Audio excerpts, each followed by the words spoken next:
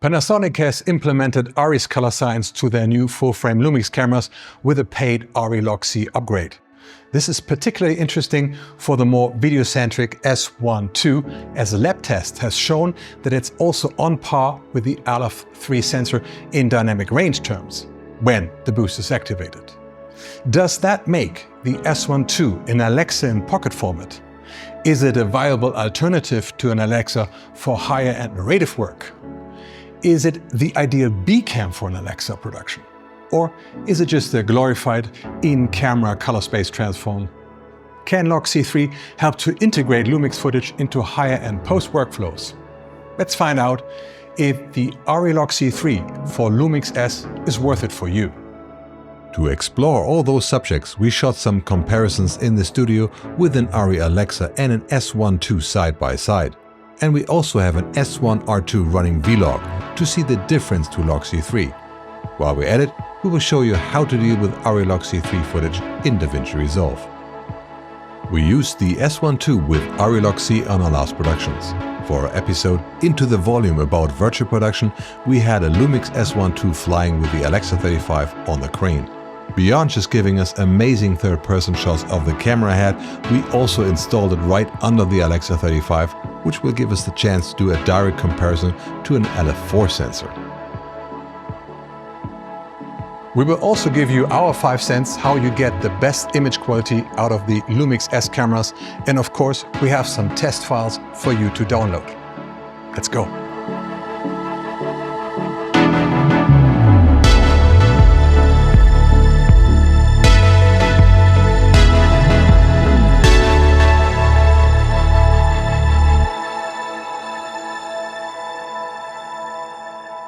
Some manufacturers like Arri are hailed to have a particularly good color science.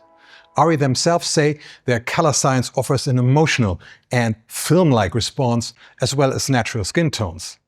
That's a lot of marketing language right here. But Arri footage does look good, and it's easy to grade. And more importantly, it is a de facto standard that colorists and post houses are happy to work with. Arri uses LogC3 for their older cameras like the Alexa Mini or Alexa Mini LF, and LogC4 for the Alexas ALEV3 and 265 cameras. The C stands for Cineon, that was an encoding based on the density of color film negative. LogC looks and grades very similar to a film scan. If you drop a ProRes or a Arri RAW file without an output lot on your Resolve timeline, it will show as a 12-bit log file. Panasonic uses vlog that comes from the VariCam, and which is why it carries the V. It pretty much does the same thing that Arri LogC does, just with a slightly different color science. If you use a Lumix camera and you plan to grade your footage in post, vlog should be the profile you're using for about anything video. Now Panasonic lets you install Arri LogC on the S1R2, the S1II and the S1IIe. Arri Log C3 has been available for the GH7 for a while. We will not go through the activation process, there are many dedicated videos about that out already. Practically, you can simply choose Arri Log C3 in the photo style menu instead of vlog. Don't worry, vlog is still available after the upgrade. Besides the color science, what changes is the base ISOs. In vlog, base ISO is 640 without dynamic range boost and 1000 with boost. In LogC3, the base ISO is 500 without dynamic range boost and 800 with boost. You can choose LogC3 for all available codecs, H.264, H.265 and ProRes, but strangely not for ProRes RAW. It kind of makes sense as RAW doesn't really have a color space. Still, it would be great to get that option beside vlog when you encode RAW. Do you really need LogC3? And does it cause problems if you intercut LogC with vlog footage on the same timeline? We have shot projects with the Alexa together with the Lumix camera, especially the Lumix S5IIx that we used to shoot BTS for many of our episodes. In those cases, it wasn't really desired to perfectly match the Lumix with the Alexa or vice versa. But for our episode The Magic Sauce, we wanted to prove that the camera and lens is of less importance than many new filmmakers think.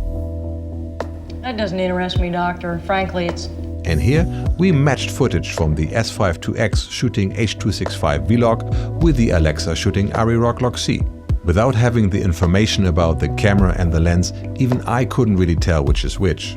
If you want to challenge yourself, you'll find a link with a timecode in the description. Can you figure out which is which? So you absolutely can grade Vlog footage to match Log C3, but it requires effort, and many colorists will feel more at home with Log C than they feel with Vlog.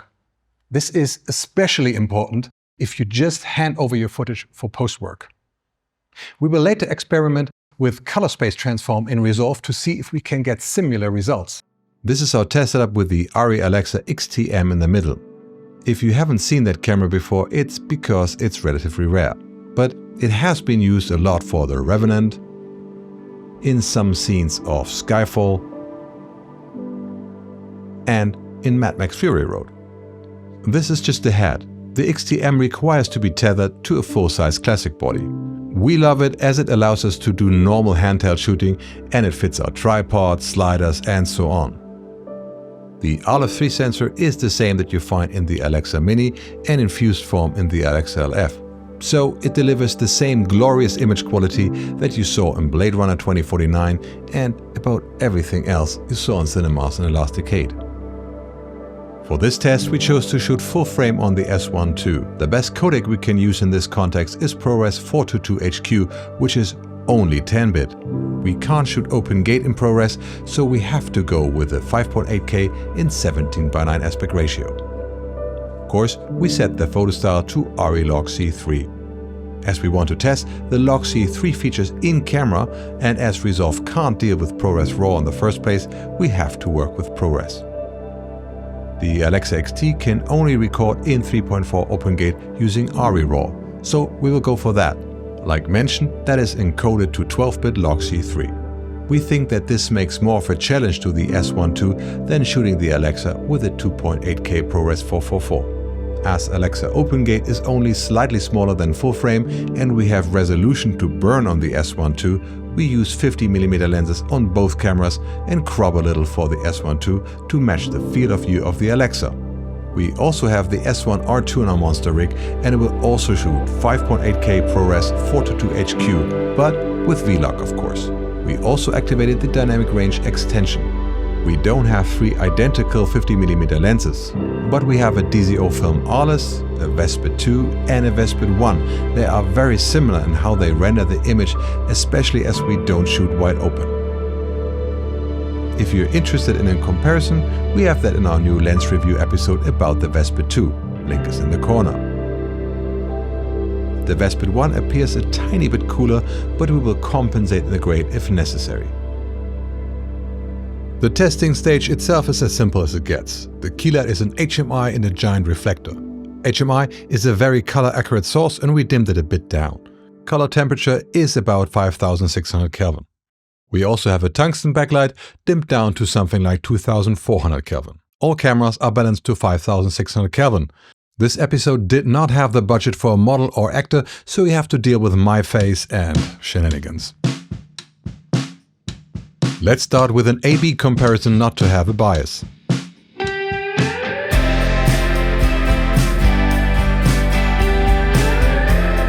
We didn't do any color correction or grade for this, only Arri standard Log C to Rec 709 LUT is applied. As that would look a bit flat on YouTube, we did one node with a bit of a curve to make images more punchy and even the exposures a tiny bit.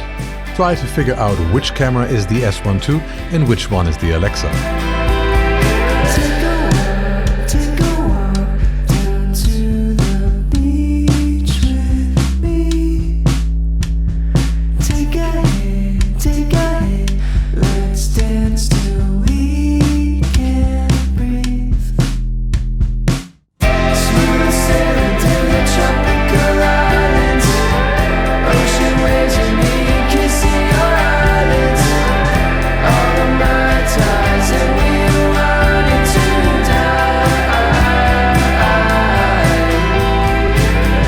Even side by side, I have a hard time to tell which is which.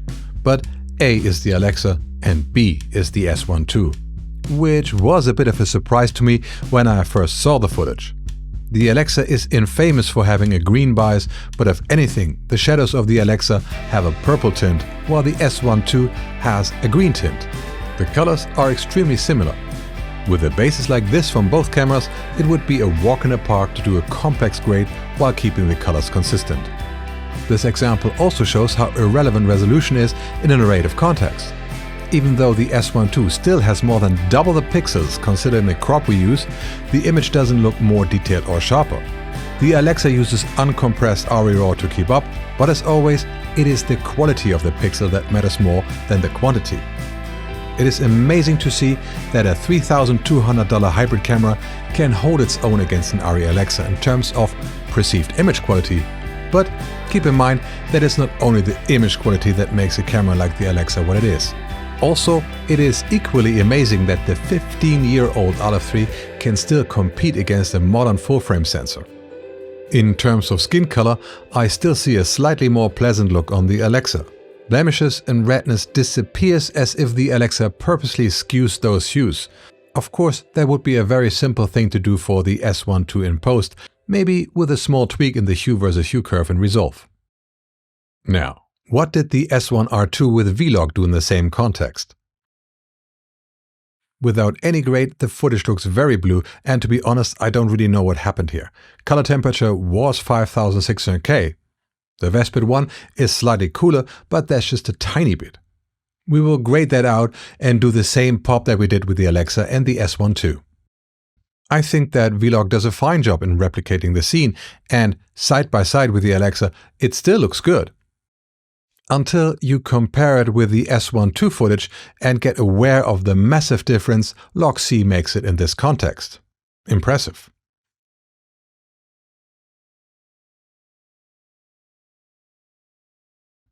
We see that Log C3 does make a difference to V-Log.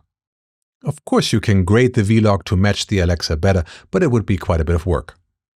Question remains is, could you do exactly what the paid Arri Log C3 upgrade does in camera simply by using the color space transformer Resolve? We take the S1R2 footage, leaving the node with the curve and color shift in, and add a node with a color space transform from V-Log to Log C3.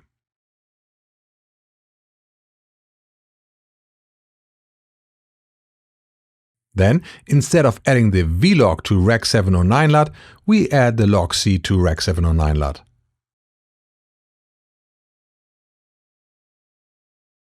The result is not bad at all. I would say it matches better than the direct V-Log to Rec 709 LUT, but is it the same as Log C3? Not really. Let's do one more quick test. Can you use the grays designed for the Alexa with the S1II now? With identical results, of course.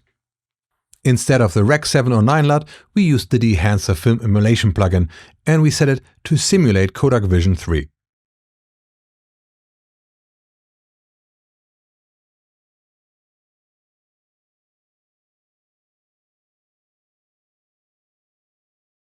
Applied to both footage in the same way, we receive similar results indeed. This proves that more complex grades and third-party tools react to Log C3 S1II footage similar to native Alexa footage. If you want to grade yourself a bit before getting Log C3, you'll find download links for short clips for each camera in this test in the description. Free for all. Enjoy! As we mentioned, Arri has moved on from Log C3 to Log C4 with the new Alexas. Predominantly because the Alexa 35 delivers 16 stops and Log C3 with its 12 bits can carry that information sufficiently. Log C3 is compatible with Log C4 as part of Arri's Reveal color science, so it would be interesting to see how the S1II looks next to an Alexa 35. We used our S1II for behind-the-scenes material for our episode Into the Volume about virtual production and the short film The King of Sidonia that we shot on the 10DOS stage in Sofia. If that is out already, there's a link in the corner and in the description. We had the S1II on the crane flying together with the Alexa 35, giving us pretty cool third-person views of the head at work. Besides that, we also installed the S1II right under the Alexa, to give us a comparable view. Here we shot only H.265 10-bit open gate. ProRes would have just filled up the cards too quickly, but it will give you an idea on how well the S1II footage matches with the Alexa 35 when Log C3 is installed.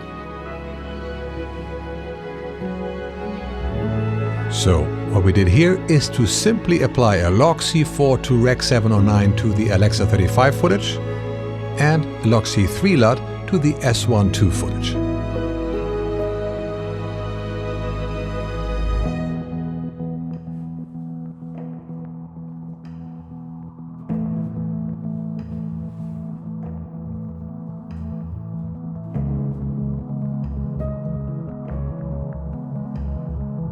Side by side, you see that the S1II matches the Alexa 35 quite well without any adjustments but a Luma curve. We overexposed on both cameras. I do notice a bit of a tonal difference in the sky, and when you match them, the floor will drift apart more. In these samples we have the same effect. It's partly a great match, but not overall.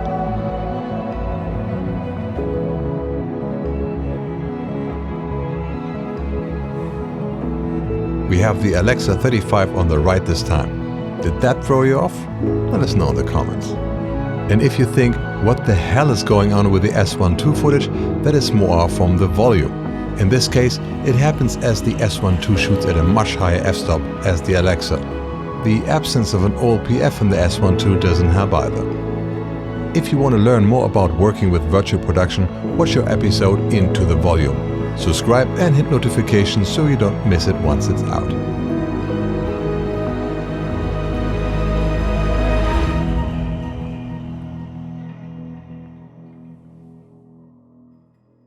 If you want to use Log 3 footage in Resolve, there are a few things you can do to make your life easier. To see Log 3 footage correctly, you should put your project's color management settings like this. Leave the color science at DaVinci YRGB. Your timeline color space should be set to Arri Log C3 and your output color space to Rec 709 Gamma 2.4. Also, you will need to choose Arri Log C to Rec 709 as your output LUT. Now everything you drop in this project will be interpreted correctly for SDR monitors, TVs, YouTube and the likes. If they are shot in Log 3, of course. As we have Vlog and other curves on the same timeline too, we use another route. We simply leave the color management at the default settings, so the timeline color space should be Rec 709 Gamma 2.4. No output LUTs or anything. Now everything you drop on a timeline in this project will appear as a flat log image. You will have to apply the correct Rec 709 conversion LUT in a node, ideally at the end of your node tree for every clip. The result looks the same. It sounds harder than it is. You can apply the same node structure paste and copy to all clips shot on the same camera.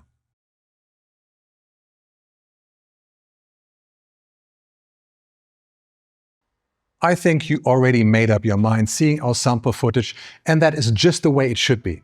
But let me give you our 5 cents. Does Arri Log C3 turn the S1II into a pocket Alexa? Yes and no. First and foremost, it is very impressive that a hybrid shooter like the S1II can play in the same ballpark as the Alexa in terms of image quality. The dynamic range boost brings them very close in terms of dynamic range, with Cine-D clocking the Alexa at 14.8 stops and the S1II at 14.2 stops. 15 years of technology advances leveled the field in that department. Of course, that comes with a price of much slower rolling shutter compared to the Alexa. Log C3 makes it simple to use footage of Lumix cameras together with Alexa footage. Shooting Log C will not give you more dynamic range or make your image magically better. Vlog does a perfect job at retaining all the dynamic range that the S1II delivers, with or without the boost mode. Log C is more about convenience and being able to use post pipelines that are designed for the Arri Alexa. What made the Alexa the de facto standard cinema camera is not the image quality per se. The success story of the Alexa is a mix of things. It is simply available at about every rental, and if something goes wrong, replacements are not far away, almost everywhere on the planet. Arri cameras are built to take abuse, and Arri has an extremely good service, of course at a price. As a bonus, we decided to give you a bit of advice on how we think you will get the best results filming with your Lumix camera. The latest generation of the Lumix lineup is quite impressive, and you don't have to do much to make it look great. As usual, it is a lot about how and what you shoot and not so much about what settings you use. If you're going for a cinematic style, we would use the 24Hz system frequency and shoot everything in Vlog or Arri Log C3. While we really like the option to film higher-end codecs and even RAW, the open gate modes in combination with H.265 420 10-bit yield excellent results. Good enough for everything you will ever need as a creator of YouTube content. The open gate allows you to create media with different aspect ratios, especially split screens and vertical videos for the same footage with ease. A massive improvement over shooting 16:9. Besides that, reframing your footage after the fact is a very powerful tool to get the shot perfect. A method excessively used by David Fincher. Basically, everything we shoot is reframed one way or the other. Shoot everything manual, no auto modes, and use a manual lens if you can. Pull focus with a follow focus and use the aperture to expose. For our S1II review, I simply rammed the iris up and down with my little finger to get the light pumping effect. The difference is that you use focus and exposure to tell your story, something an automatic lens can't do. Of course, automatic lenses are wonderful if you need autofocus, like when you shoot on a gimbal, you use several cameras, or your camera is not in reach. For post, show your footage some love. Don't just slap on a lot. Invest your time in learning how to grade and use a decent tool. DaVinci Resolve became an industry standard, and the free version is a great way to start. Think and explore what can give your footage a distinctive look fitting your narrative. Film emulation is always helpful to leave the reality and enter the imaginary world of cinema. If you want more of our advice on how to create cinematic content, including film emulation, watch The Magic Sauce, our 2-hour film school hosted by your lector Hannibal, and it is completely free for everyone. I'll put a link in the description. We hope you found our Arri Log C test helpful. Maybe hang around with us a little more. This channel is full of great adventures for filmmaking, and we always try to make it as entertaining and as educational as possible. It would be great if you like this video, if you think we deserve it, and if you subscribe if we haven't done that already. Don't miss our virtual production episode, Into the Volume, and our Space Odyssey short film, The King of Cydonia. Thank you very much, Panasonic, for your support in making this episode. As always, this video is made possible and dedicated to our beloved members. Thank you so much. We can't do it without you. This is it for today. I'm Nicholas, signing out with nerdlicious wishes. Shoot something amazing.